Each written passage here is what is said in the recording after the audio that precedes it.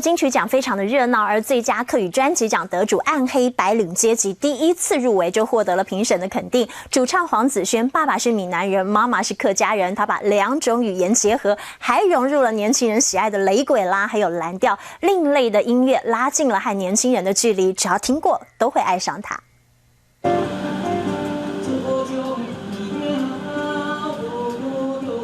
碧潭风景区回荡着客家歌曲，下客音乐节要陪伴游客度过悠闲的一天。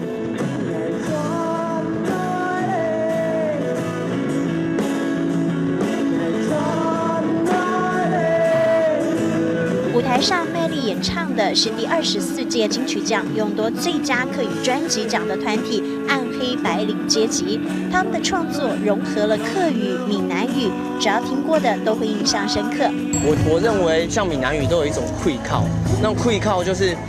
我觉得是很雄壮或是很刚强的。那客语对我来说其实是比较委婉，因为毕竟有点像说妈妈那边的语言，或是像可能以前客家人给人家的印象是比较含蓄的。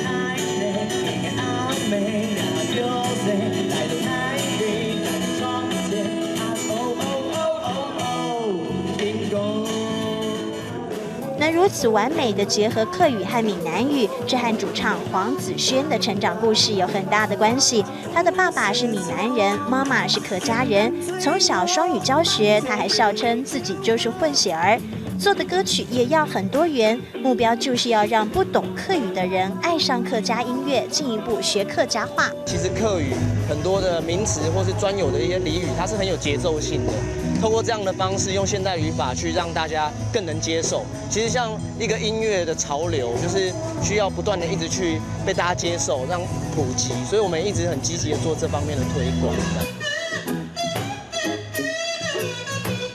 黄子轩成功的让年轻人爱上客家音乐，最佳案例就是现在的音乐伙伴周月成。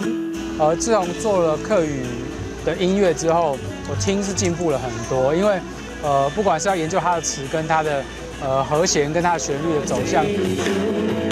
周月成从不懂客家话到现在几乎都听得懂了，两个人合作无间，出的第1张专辑把客家结合雷鬼或是蓝调音乐，丰富了客家音乐。